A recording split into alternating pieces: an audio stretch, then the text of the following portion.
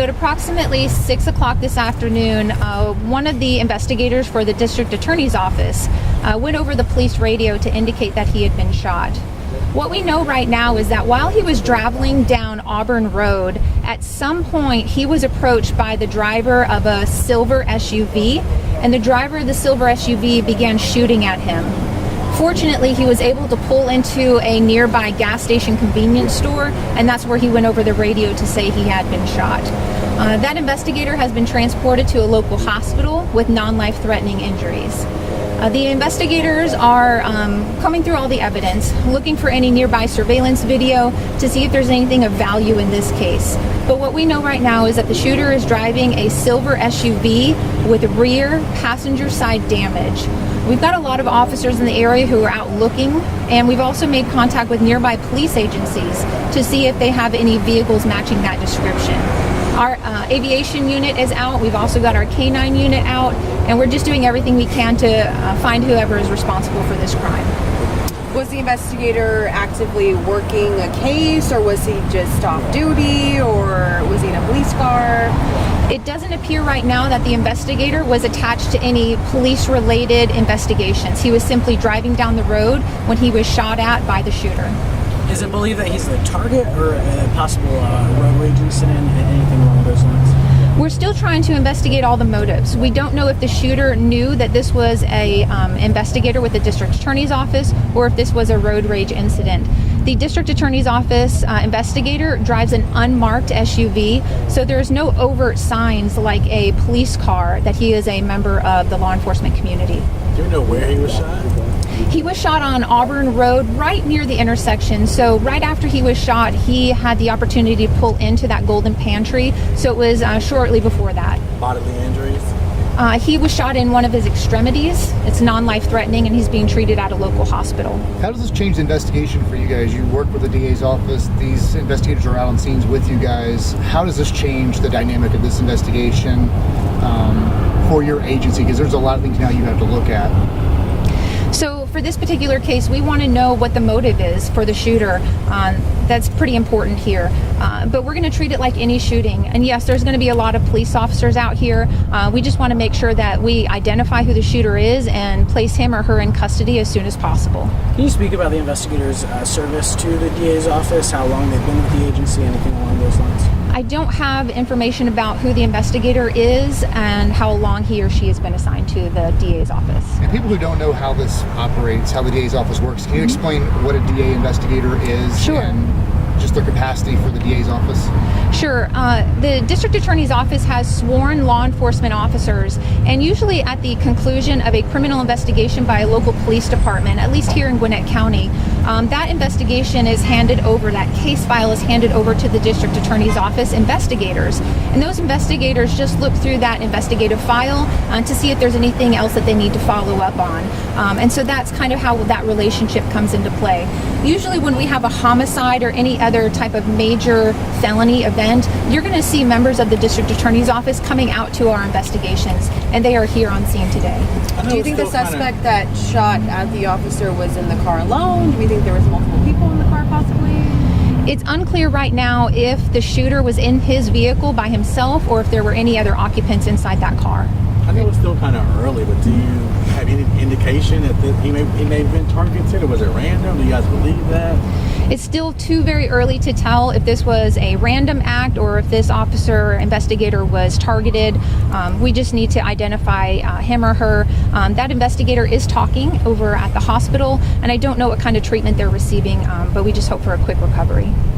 And at this point, can you talk a little bit more about the investigator's current state, what condition they're in, or he's in? Non-life-threatening injuries. The investigator was talking. He was, I believe, shot in one of his legs, but exactly where I'm unclear. And are neighboring jurisdictions and state and federal agencies assisting you in the search right now? So usually when something like this happens, we give a description out to the local law enforcement agencies, hoping that if any of their officers in the area see something or hear something related to the incident, they can pursue the vehicle or look for the suspect. And several of our neighboring police agencies are actively looking for the suspect. On several situations, they've come over the radio saying that they might be behind the possible shooter, and those have not all panned out. So there's no tags, just a basic description of the car with some damage. You said that's all you guys are working with? Right now, the only description I have from the command post is that it's a silver SUV with rear passenger side damage. Do you know if there's traffic cams or anything around here that might be pulled to help with your investigation? We will always look for traffic cams, but I will tell you the Department of Transportation cameras do not record. They're all live feed only. So if there's any flock cameras in the area, if there's any surveillance from, say, this Ingalls here or any neighboring businesses, we will certainly explore all those. How far away was where the shooting happened to you drove to the gas station? I don't know exactly. I would say within maybe a half mile to a mile. I'm not sure. Do you know what's happening right now as far as the investigation, what you guys are doing out there right now? So we're going to have a tow truck come and take possession of the investigator's vehicle, and that will be transported to Gwinnett County Police Headquarters so they can process it there. So our crime scene unit's going to come out here and take photos. The district attorney's office out here, they're also supplementing the investigation. We also have a team of investigators and officers who are at the hospital following up with that DA's office to see if there's any additional information that would be valuable in this case. That sworn officer, you said it's a sworn officer? Yes. Now, do they carry weapons? Is this considered officer-involved shooting? How do you guys label this? Because I think it's pretty unique to have a member of the DA's investigative team shot. So the sworn officers with the district attorney's office do carry firearms. It's unclear right now if he fired back. I don't have any information to indicate, but he was for sure fired upon by a motorist. And he was off duty, you're saying, at the time. He wasn't working. He was just driving, do you know, home, or was just... The initial reports I have was that the investigator was not on duty, assigned to any calls when he was shot. And the investigator was also driving a silver SUV, correct? That's correct. Yeah, the investigator is driving a silver Chevy. Gotcha. And I think I saw a single bullet hole. Do you know of any others? I don't. Generally, we don't go into the crime scenes. We see what you see. As far as witnesses, I know a lot of the video we saw on social media was raining. Is that complicating this investigation, the weather at the time? We saw a lot of video, but I didn't know if you guys had anybody that actually witnessed this. I don't know that the rain has hindered this investigation. The district attorney's investigator's vehicle is not underneath an awning, but I don't know that there's any latent prints that we need to obtain from the vehicle. This is pretty scary for folks, especially who live around here, knowing that this person is still out there. What's your message to the public tonight as the search continues for the suspect? We ask people to be on the lookout for our suspect. Silver SUV with rear passenger side damage. If you know of anybody who drives a vehicle like that, or a family member or a friend, call us and let us investigate it. Call your local police department and we'll look into it. We have another update tonight. How's you guys going to do another one? Yeah, we'll most likely be posting updates on social media, Twitter and Facebook. I will usually, on these cases, I will go down to the command post, I'll go back down to the scene, see if there's any updates. If they want me to update it, I will come back here. But I know you guys don't want to largely stay here. You probably want to go back to the scene. You guys can go all the way up to the crime scene tape. Any other questions?